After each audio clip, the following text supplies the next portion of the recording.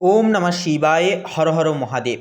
নমস্কার প্রিয় দর্শক বন্ধুগণ, মীন রাশি তথা মীন লগ্নের জাতক এবং জাতিকাদের ক্ষেত্রে এই চলরত ফেব্রুয়ারি মাসের পুরোপুরি যে বিষয়টি দেখা যাবে 4 তারিখ থেকে শুরু করে 11ই ফেব্রুয়ারি, এই যে সময়কাল, এই সময়কালে কিন্তু আপনাদের লগ্নে শনির প্রভাব, চতুর্থ ঘরে বক্রী বৃহস্পতির প্রভাব, একাদশভাবে রবি বুধ শুক্র এবং রাহুর প্রভাবের কারণে তিনটি বিশেষ শুভ জাগরণীয় ঘটনা আপনাদের জীবনে কিন্তু ঘটবে। আপনারা এতদিন যেই সমস্ত সমস্যার সম্মুখীন হয়েছেন, যেই সমস্ত বাধা বিপত্তি জীবন বৈচিত্র্যে আপনারা পেয়ে চলেছেন, সেই সমস্ত বাধা বিপত্তি নেতিবাচকতা জীবন ছেড়ে দূর হবে। জীবনে কিন্তু আপনারা একান্তই একটা উন্নতির সাধিত্য যোগে পৌঁছে যেতে পারবেন, বিশেষত মীন লগ্নের জাতক জাতিকারা এই সময়কালের ন্যায়। দেখুন, 2026 সালের ফেব্রুয়ারির প্রথম এই যে সপ্তাহটি, এই যে সময়কালটি মীন লগ্নের জাতক জাতিকাদের জন্য ধৈর্য, আধ্যাত্মিক জাগরণ ও দায়িত্ব পালনের এক অনন্য সময় হবে। আপনার রাশিতে শনির অবস্থান আপনাকে বাস্তবাদী করে তুলবে।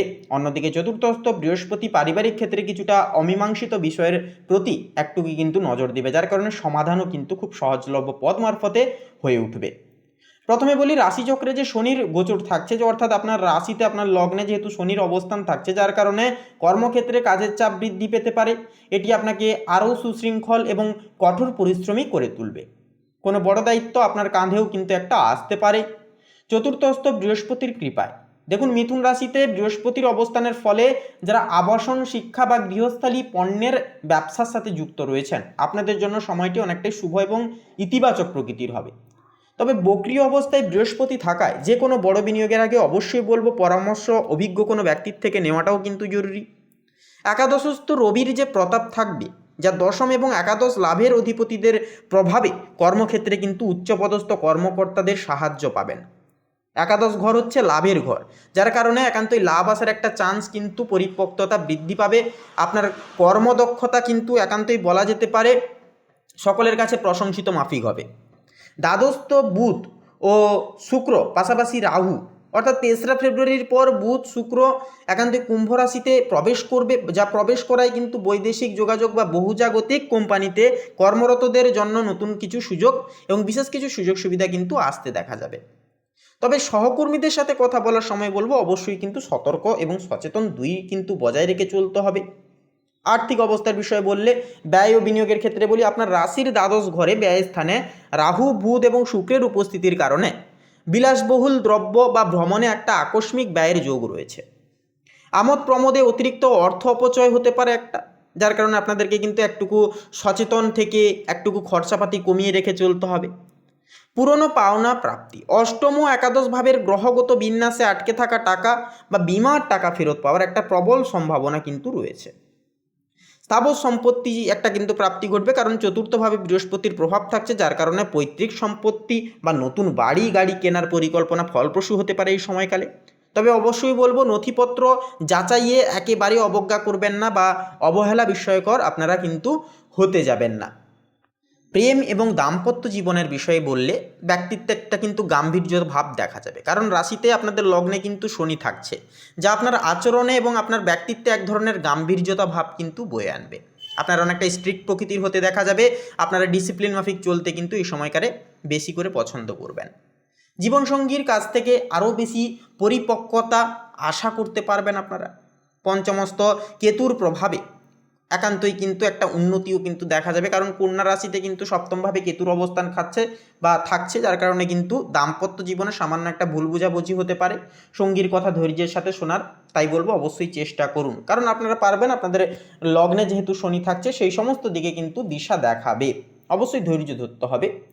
নতুন সম্পর্ক, যারা একা আছেন, একক জাতক জাতিকা, আপনার জন্য 3রা ফেব্রুয়ারির পর সামাজিক মাধ্যমে বা বন্ধুদের মাধ্যমে নতুন কারোর সাথে পরিচয় সুবাদ হতে পারে। তবে হুট করে কোনো বলবো সিদ্ধান্ত না নেওয়াই কিন্তু ভালো হবে। স্বাস্থ্য ও শারীরিক অবস্থা, দেখুন মানসিক প্রশান্তি ও যোগব্যায়াম, শনির প্রভাবে পায়ে ব্যথা বা হাড়ের সমস্যা একটা দেখা দিতে পারে। নিয়মিত বলবো যোগব্যায়াম বা হাঁটাহাঁটি করা আপনার জন্য কিন্তু একান্তই শুভভাবে সংগঠিত হবে। পাশাপাশি যে বিষয়টি দেখা যাবে, যে দ্বাদশস্থ রাহুর যে একটা প্রভাব থাকছে, যার প্রভাবে কিন্তু অনিদ্রা বা হজমের একটা সমস্যা দেখা দিতে পারে। পাশাপাশি বাইরের খাবারকে বলবো একান্ত এড়িয়ে চলুন এবং রাতে তাড়াতাড়ি ঘুমানোর একটা অভ্যাস, এটাকে আপনারা অবশ্যই কন্টিনিউয়াসলি চালু করুন। তাড়াতাড়ি ঘুমিয়ে যান এবং অবশ্যই আপনাদেরকে বলবো ভোর ভোর অবশ্যই সুপ্রভাতে কিন্তু আপনারা অবশ্যই ঘুম থেকে উঠুন এবং তাড়াতাড়ি উঠে একটুকু মেডিটেশন করুন, প্রকৃতির সান্নিধ্যে সময় কাটান। মানসিক শান্তি আপনাদেরকে কিন্তু প্রদান করবে এই কাজগুলি।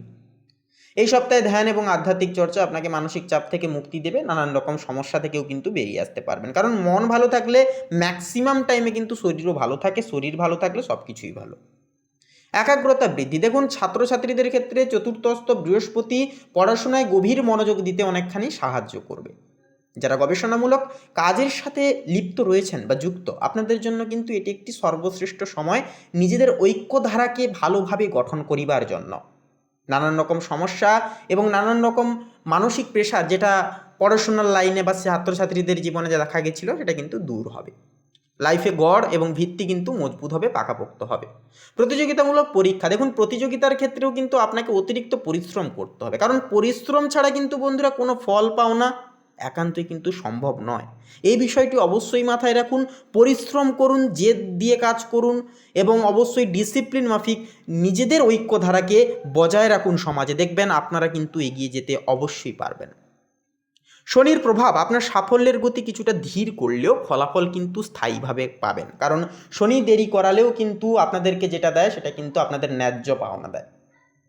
শনির প্রতিকার হিসেবে বলবো, প্রতি শনিবার কালো তিল মিশিয়ে একান্তই অসুস্থ গাছের গোড়ায় একান্তই জল ঢালুন এবং শনি চালিসা পাঠ করুন।